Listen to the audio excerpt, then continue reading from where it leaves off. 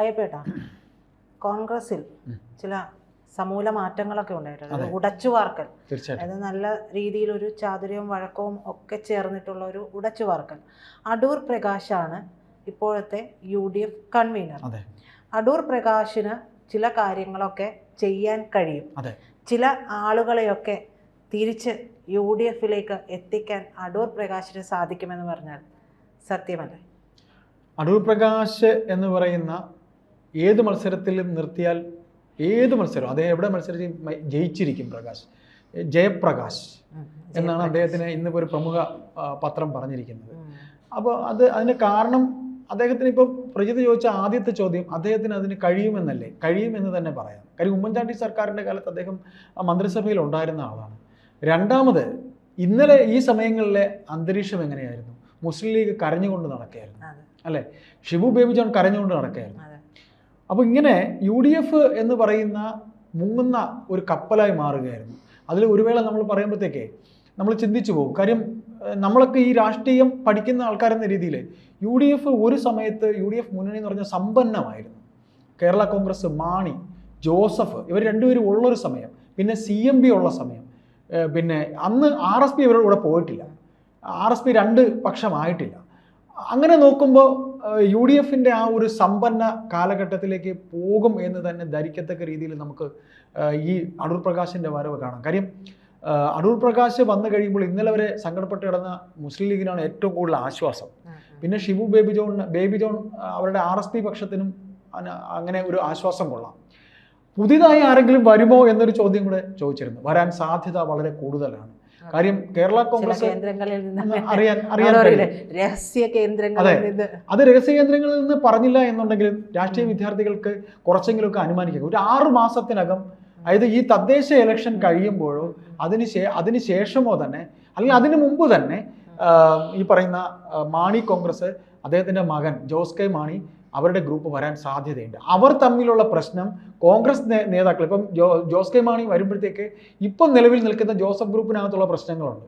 Joseph ഗ്രൂപ്പിനകത്തെ പ്രശ്നങ്ങൾ കേരള കോൺഗ്രസിനകത്ത് ആ പ്രശ്നം സോൾവ് ചെയ്ത് തീർത്താൽ, നമ്മൾ അല്പം മുമ്പ് പറഞ്ഞ മലയോര കർഷകർക്കിടയിലുള്ള പ്രശ്നം, നമ്മൾ അല്പം മുമ്പ് സംസാരിച്ചപ്പോൾ മംഗളം പത്രത്തിൻ്റെ കാര്യം പറഞ്ഞല്ലോ, മലയോര കർഷകർക്കിടയിൽ ഈ മാണി സാറിൻ്റെ ആ ഒരു നീക്കങ്ങൾ, അതായത് കേരള കോൺഗ്രസിൻ്റെ ആഭിമുഖ്യം, അവർ രണ്ടുപേരും ഒരുമിച്ച് നിൽക്കുകയാണ് എന്നുണ്ടെങ്കിൽ ഇപ്പോൾ CPMന് പത്തനംതിട്ടയിൽ കിട്ടുന്ന സീറ്റിനൊക്കെ കുറവ് വരും, കോട്ടയത്ത് കിട്ടുന്ന സീറ്റിന് കുറവ് വരും, ഇടുക്കിയിൽ കിട്ടുന്ന സീറ്റിന് കുറവ് വരും.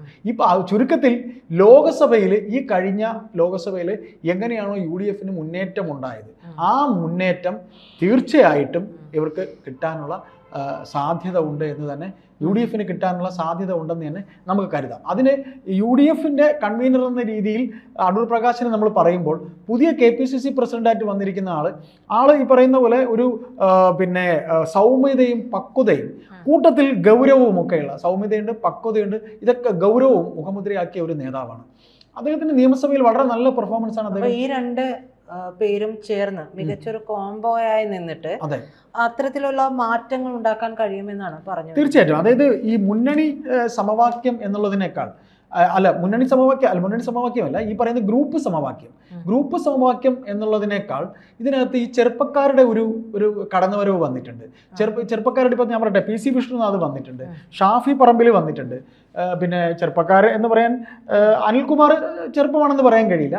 എന്തായാലും ഷാഫി പറമ്പിലിൻ്റെയും വിഷ്ണുനാഥിൻ്റെയും ഒക്കെ വരവെന്ന് പറയുന്നത് തീർത്തും കോൺഗ്രസിനകത്ത് ഈ പറയുന്ന ചില ആൾക്കാർക്കാണ് കീറാമുട്ടി ആയിട്ടുള്ള കുറേ പെരുമാറ്റങ്ങളൊക്കെ ഉണ്ടാകുന്നത്.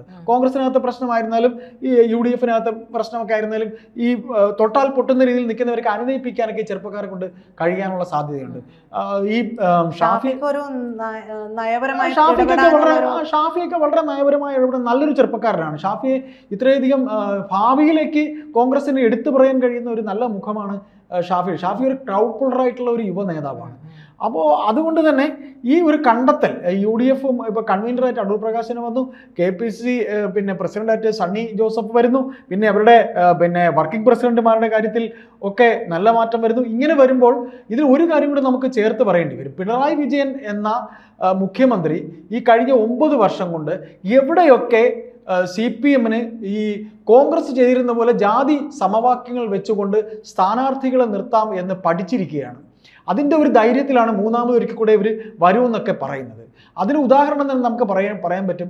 ആര്യനാട് ഇപ്പോഴത്തെ പിന്നെ കെ രാഗേഷ് ഏറ്റവും നല്ലൊരു മനുഷ്യനാണെന്നൊക്കെ പറഞ്ഞ ദിവ്യ എസ് അയ്യരുടെ ഭർത്താവ് തോറ്റത് എന്തുകൊണ്ടാണ്? ശബരിനാഥൻ തോറ്റത് എന്തുകൊണ്ടാണ്? ശബരിനാഥൻ അവിടെ പിന്നെ അയാളുടെ അച്ഛൻ ജയിച്ചിരുന്ന സ്ഥലമാണ്, കാർത്തികേയൻ സാർ ജയിച്ചിരുന്ന സ്ഥലമാണ്, ജി കാർത്തികേയൻ മരണപ്പെട്ട ശേഷം ആദ്യത്തെ ഒരു തവണ മാത്രമേ ശബരിനാഥ് ജയിച്ചിട്ടുള്ളൂ.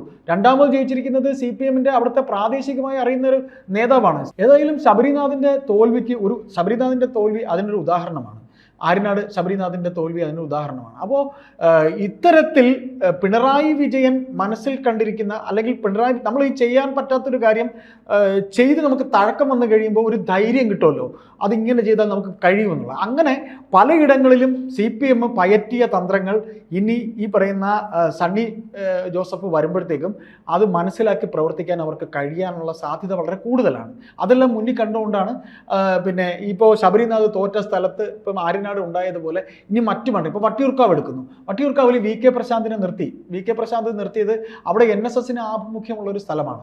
വട്ടിയൂർക്കാവിൽ പ്രശാന്ത് ജയിക്കുമ്പോൾ അദ്ദേഹം മേയറായിരുന്ന ആ ഒരു മേയർ ബ്രോ എന്നൊരു പേരുള്ളത് കൊണ്ടാണ് അദ്ദേഹം ജയിച്ചിരുന്നത്. എന്നാൽ അവിടെ നായർ വോട്ടുകൾ വളരെയധികമുണ്ട്. അങ്ങനെ വരുമ്പോൾ അവിടെ ആരെ നിർത്തിയാൽ ജയിക്കും? നായർ പ്രാതിനിധ്യം മാത്രം നോക്കിയാൽ പോലെ ജനകീയ മുഖങ്ങളായിരിക്കണം.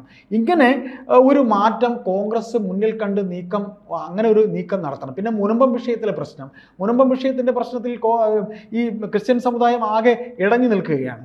അതിലും ഇടപെടേണ്ടി വരും. അതിൽ മെത്രാന്മാരെയൊക്കെ കൂടെ നിർത്തണം. മധ്യ കേരളത്തിലെ പിന്നെ പറയുന്ന പോലെ മധ്യ കേരളത്തിലെ ക്രിസ്ത്യൻ സമുദായത്തെ കൂടെ നിർത്താനുള്ള തന്ത്രങ്ങൾ ആവിഷ്കരിക്കണം. അപ്പോൾ അതെല്ലാം കുറേയധികം ഇപ്പം വീണ ജോർജിനെ കൊണ്ടുവന്നത് പത്തനംതിട്ട ക്രിസ്ത്യൻ സമുദായത്തിന്റെ വോട്ട് കിട്ടാണ്.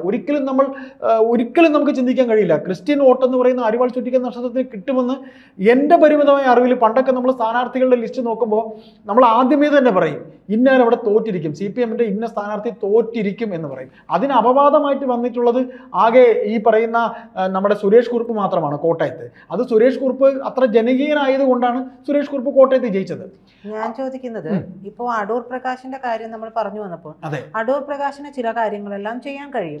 ഈ പറയുന്ന സണ്ണി ജോസഫ് MLA ഇപ്പുറത്തുള്ളപ്പോൾ രണ്ടുപേരും ചേർന്ന് ഒരു മികച്ച കോംബോയായി ചേർന്ന്